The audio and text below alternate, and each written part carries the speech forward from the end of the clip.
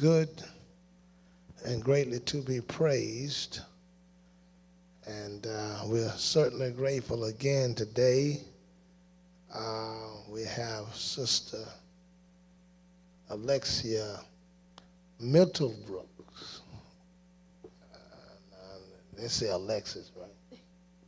And I gave you a new name. I give everybody a new name.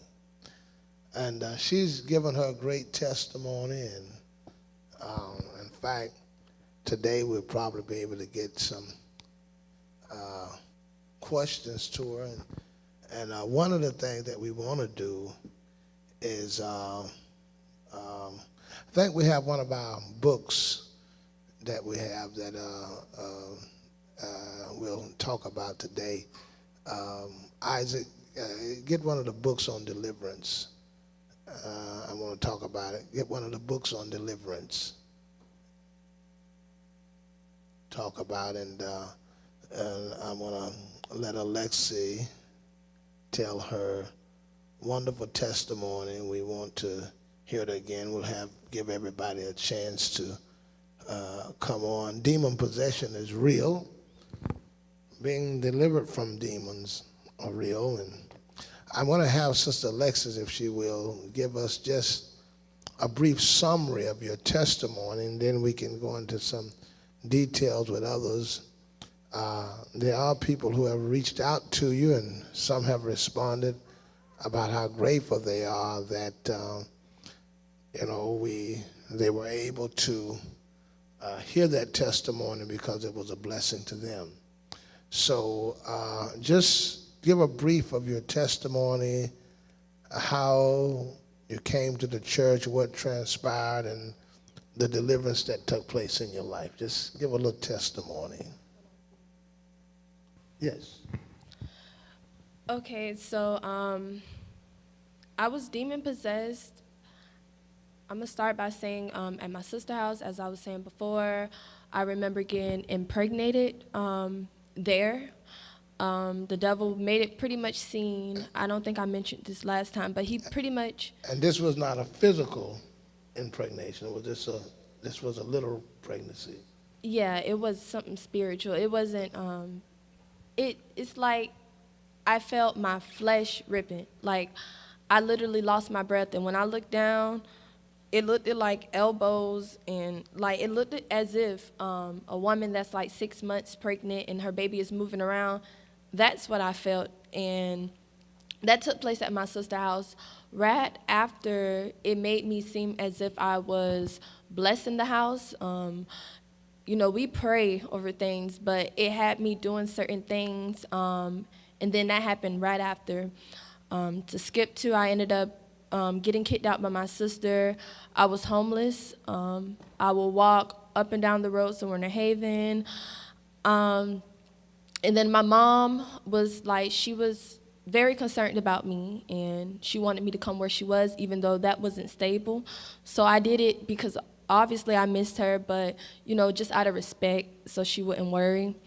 And when I went there, we ended up going to her friend's house, and we stayed there for I'll say a week or two. And then right after that, my mom, she was telling me that, she wanted to get a room because I really didn't feel comfortable there. And she got the room, and that's when I found out the news of my nephew passing away. And at this point in my life, I always heard a voice in my head every day, all day. I did not sleep. And at this point, my belly is looking a little round. I'm having questions, I'm questioning this, but then this voice that portrayed to be God, which it wasn't, it was Satan trying to, he was deceiving me. So I felt like, okay, I'm just going to listen, I'm going to be obedient. And then we were at the room, and I asked my mom for $1 to go get a pregnancy test behind her back. And I still wasn't pregnant. So I'm questioning it okay, Lord, you said it, okay. once again, it was not God himself. It was the devil portraying to be God. And my mom had got a call. It was at like 6 something in the morning, I believe 6:07 a.m. And she woke up instantly. Once again, I didn't sleep, so I remember her saying Aiden is not dead. And I didn't claim it. I had questions. I just And wanted. this is about your nephew that had died. Yes, sir. Which led up to me staying at the house that he died in. My mom asked me to ask them. No, my mom told me to ask them, can I stay over? Also to keep my sister in good cheers. I did not know that house was embedded with witchcraft. And when I went there, it's like the voice got stronger. And that's when I seen the demon come into me. And it happened over a process of time. Like, it more so did things leading up to a point to, like, control me. Like, it made me cross the road without looking. Like, it told me to trust them. Like, I would literally cross. As soon as I cross a car, like, will go straight by. So it led up. And that's how some people can get involved in suicide, and people think they tried to kill themselves and they didn't. I've known people who tell me that the demon told them they could fly and took them to the top of the building, and they were just about to jump off. And you see, this is the same type of spirit that talked to Jesus. Said, if you be the Son of God, cast yourself down, for it's written that he's going to give his angels charge over you. So this is a religious spirit that was talking, telling you to jump and walk in front of the roads. And eventually, if you continue to trust that voice, it would have led you to death. And that's how these demons work, these spirits. I've known people who the devil tell them to jump out of a boat and tell them to do this because they were following that particular spirit. So you were blessed to escape that spirit. Before that, what was your life before coming up as a child? How were you raised? What was the demographics of your lifestyle? I was raised in a broken home, single mom. I watched my mom do drugs. I watched her abuse it. Before I put this out there, I know my mom cared for me. I'm not trying to bash her, but I watched her abuse drugs. She always was clubbing and drinking and stuff. And I was young, and I used to always pay attention to my mom because I just stayed up under her. After a while, different men coming in and out of the home, and it got to the point where she started putting the men before us. We struggled with lights, food, school clothes, and I started getting insecurities at a young age. And it led up to me and my siblings, we didn't really have like a stable relationship. So we would literally only bond if we're gonna fight or something like that. But far as like loving wise, it was no affection in the home. So I eventually, also my dad, he wasn't in my life, period. He was absent. I remember times that he'll come around, and he'll say, he'll come back and see me, and then the next time I see him, it'll probably be years from then, and that's because I ran into him. And so I just became bitter, honestly, and I hated both of my parents. I couldn't stand my dad, but I had a different type of love for my mom because I watched her get abused, and seeing her get abused, it hurt me, but I didn't know everything that I seen hurt me as much. Because when I ended up leaving the home, we ended up getting separated. From your mother? Yeah, not like in the system. It was due to not being financially stable. So also there was no I was not financially stable at all. So my sisters ended up getting their own apartment, and I ended up moving in with a friend, and her mom took me in. However, I was already doing stuff at my mom's house. I was drinking at a young age because, it was like a coping thing for me, and honestly, I started to enjoy it. So Satan basically set your younger life up for what he was going to actually try to do in the future. And so your life was just kind of so to experience this demonic spirit in you and this force that was taking over you and talking through you, and to experience that, once you came out of that and was delivered and looked back at it, what was your mind like? What did you think once you realized this was not God, this is a demon, this was a spirit? What made that light bulb hit that you recognized that what you were dealing with was not God, it was a religious spirit? What opened your eyes? Because soon, it was March 26th, soon as I came into the church, the voice just was yelling, yelling in my head, and it was just cursing me out. Like, it just literally It was mad that you brought it to the church. Literally, so I was like, yeah, I'm going to church tonight. So I knew it wasn't right because, I questioned it before, but Satan will really deceive you to thinking, everything is okay. But then when I came into the church, I knew, off rip from what I seen, and I was just like, yeah. And the devil, he started talking then. Yeah, He turned on you. Calling me out my name, just everything. So. And that was an experience for you. Yeah, I was shocked. Yeah, because he'd been pretending that he'd been your friend, that he'd been God all this time. But when you walked into these doors, and you said, this is why an atmosphere of the presence of God makes a difference, When demons are brought in the presence of God, they cry out. They are tormented. You see, in Matthew chapter 1, Mark chapter 1, I'll just like to share this with those that are listening. Mark chapter 1 and verse 21, and they went into Capernaum, and straightway on the Sabbath day he entered into the synagogue and taught. And they were astonished at his doctrine, for he taught them as one that had authority, not as the scribes. And there was one in their synagogue with an unclean spirit, and he cried, saying, let us alone. What have we to do with thee, Jesus of Nazareth? Art thou come to destroy us? I know thee, who thou art, the Holy One of God. So just as the demons in the presence of Jesus started crying out, these demons in the presence of the service, when you came, start cursing you out. Yes, sir. What happened that led to your deliverance? Tell me all of the things and the components that start taking place to bring you to your deliverance once you came. Oh, okay. So when I came into the church, when I was demon possessed or whatever, I did want to get baptized, but I never did. So when I came here, I wanted to get baptized. I got baptized March 26th of 2020, the same night I came into the church. I already had repented, but I repented again, and I just was asking God. I was really in tune with the service, like watching you preach, and that caught my eye because I never seen nothing like it before, like seeing the women down at the altar praying. So seeing all of that, it was something new to me. Now, the devil was really bothering my mind, but I pushed forward. It tortured me.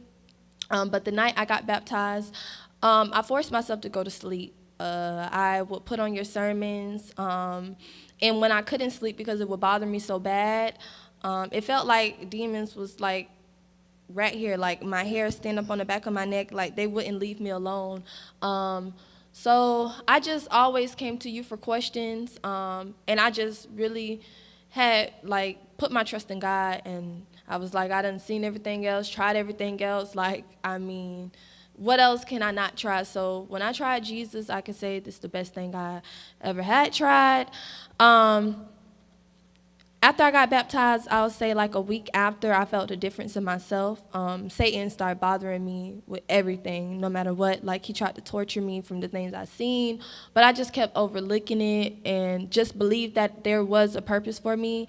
And when I came into the church, Sister Taylor told me to, look up and call on Jesus. And I'm just like, I'm going to do it because I did everything else. I was just like, okay, but I knew the name had significance. Yes. So when I looked up, I was actually over there I'm sorry, they don't know, but I was looking up at a light, calling on Jesus, and, of course, the devil was trying to discourage me. But then I'll go back to you, and you'll tell me to just be sincere.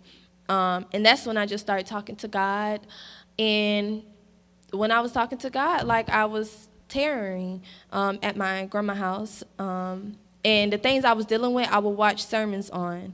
And that gave me comfort. And I just kept tearing at my grandma's house, and I spoke in tongues, but I didn't say anything, but like, it was like joy that came over me. Hallelujah. And I came to service, and I was sitting down, and the tongues came out just a little bit, but it wasn't loud or anything. But I was just like, what is this? And then I remember you saying, God is all over you. And I was just like, I felt a sense of relief. And then that night, God confirmed it. You made altar call, and I remember getting on my knees, and he showed up, and he just confirmed it to me because of everything I seen. The devil was trying to mock him so bad that he showed me that it was him. And did you feel empowered now to deal with what you were dealing with? Yeah, because like I know it don't have no power over me. And it's just like to see that it acts so tough, and like when you don't know, of course, it makes it seem as if it's bigger than what it is, but it's not bigger than God. So I know that I got God on my side. So it's just like, hey, like you can't do nothing to me. It's How did it affect your lifestyle and the changes that you made? I mean, look at you now. Look at the way you're living now. Look at the happiness. You look like a different young lady compared to what you were. People can look at you and see that something fantastic have happened to your life. Anybody that was around you. And when you got delivered, there were so many people that watched you go through that when you got delivered, people started calling, people started asking. They were shocked because this is the same young lady that the entire Polk County was watching on videotape, and thousands of people were watching that. Now when they look at you and see you, and it's evident that God has done something in your life, how did that feel to just see that and to see this great change that God has made in your life? it makes me see God, differently. Like I know there's nothing too hard for God. Like because I look at me being demon possessed. I didn't know how grateful I was when I came into the church until Sister Maxine, she was speaking to me, and she was like, tell what you seen. And then I'm just like telling it, and she was like, you know how blessed you are. Some people don't come back from this. Some people never get their mind back. Some people, commit suicide. So it's like now, I feel blessed. I feel like I have a purpose because out of all people, I just was like, Lord, you could have left me because it's not like I was good when I was in the world. I mean, I wasn't a great person. So it's just like, Lord, you saved me. And I know you didn't save me for no reason. And it's just like the lifestyle I live now, I don't do it because of, just that. It's more so I want to be saved. It's just nothing out there for me. And now I have like a different type of joy, I can truly say. Although, I don't have my family in my life that I had desired, God is nothing better than God. Like he will comfort you, and I mean, he's just keeping me, and it's just like when I gave him my yes, he just took over. And I would like to. I'm going to begin. I've got several of these broadcasts that we'll be having, and I definitely want you to make this a habit of coming on Monday and ministering to those who need to be free and need to be delivered from the powers of Satan. How much did a follow-up or being in a good apostolic church, how much did that play on your freedom and liberty? How much did that play? It played a lot because you broke the word down to where I can understand it. Like, and it just, I knew it was something different. And I just started thinking like, God, you know what I need. So when I came into the church, I was motherless. Now I have a mother. And it's just like everything that I didn't have was placed in the church. So I just was like, Lord, you knew the things that I lacked and you provided them for me. And it changed my life completely, spiritually and naturally. And I know you got really close to the Spencers, who actually have a business in the church. You were close to them. How did that help bring some type of stability and relationship in your life with them? Okay, so when I got saved, I had problems. I had court fines that I needed to pay, and one day I was just sitting in the car, and Sister Spence came up to me, and she asked me about a job, and I was like, no, I'm not working. And then she asked me, did I want to start working, and she'll give me a schedule. And I was just so blessed, like, and I was talking to God, and I was saying, Lord, it's not, the best job, but I'm grateful because I got so much out of that. I got close to them, like as like a family wise. She poured into me, and also it taught me, to be consistent and, to save my money in a different way. And I was never consistent in my life. I always depended on other things, and it's just like being there taught me, okay, when I paid off all my court fines with the help of the Lord, I was grateful for them as well, because not only that, they took me in as their own. And then from there, you were able to, some of the saints housed you, allowed you to stay with them, Yes, sir. and so you didn't have a place at that time. No, sir, I didn't have a place. Some of the saints let me stay with them, and then I moved in with Sister Yvonne.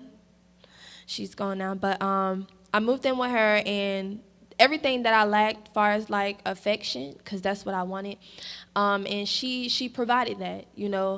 She gave me that motherly feel, and she was welcoming, and it just honestly felt like she birthed me. Also, I dropped out of school at a young age. Oh, that's amazing too. I like to tell that story. You dropped. How old are you when you dropped out? Honestly, I don't remember. I know I was in high school, but Pastor, I really don't remember because it's been so long ago. I just remember dropping out, and then when I came into the church, I always had like an urge to get my GED or to go back for it, but I could never succeed. And it's like when I came here, I knew that was God because math is not my thing. I can't stand math. But, God helped me, and being with Sister Darling, it was not just a GED program. It helped me with my other things in my life. Just being around other women, it helped empower me, give me something to look up to. And it's like when I got my GED, I just had a different type of confidence. It boosted me up, and it's like I didn't have everything before in life, and it may have seemed that, I needed it then, but I was like, God provided it at the right time. So you came to the church, you got free from demonic spirits, demons cast out, was able to have saints that helped you get a job, able to have saints to help you have a place to stay, and then was able through another saint to be able to get your GED. That's a blessing.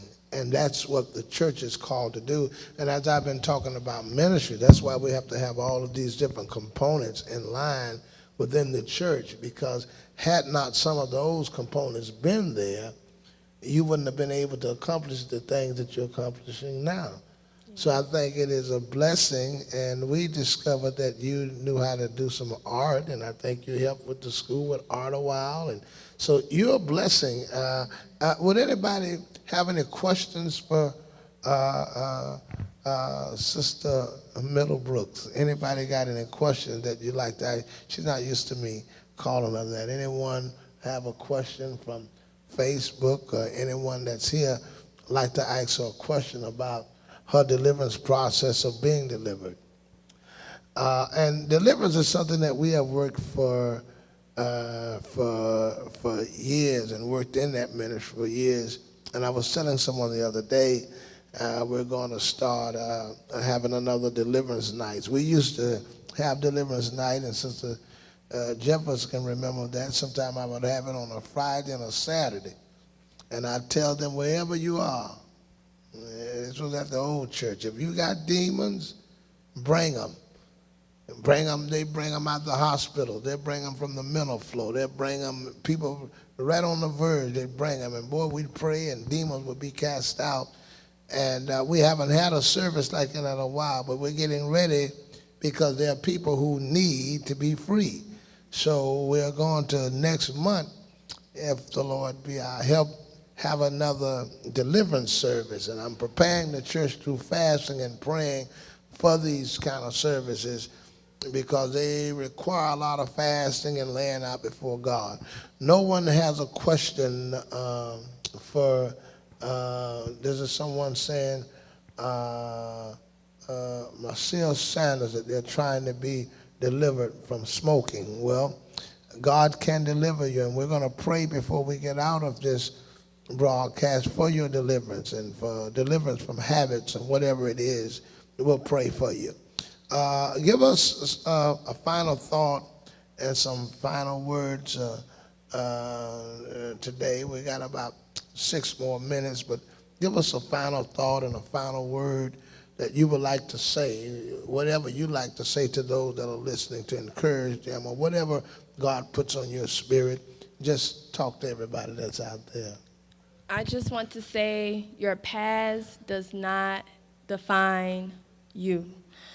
No matter how you started, you can always have a different ending if you change your mindset and if you believe. Because I'm not going to say it was all, goody and tissue with me. It was a process. I mean, I was doing bad things, like a bad habit, for a long time. So trying to break out of that to become a better me, it was a process. I had withdrawals from smoking as well, drinking, but you can make it. Just look at me. This is God. It wasn't just me. I had to not lean on myself. I had to lean on God. So even if you grew up in a broken household, you don't have to, do things for stability, because it's just like God will provide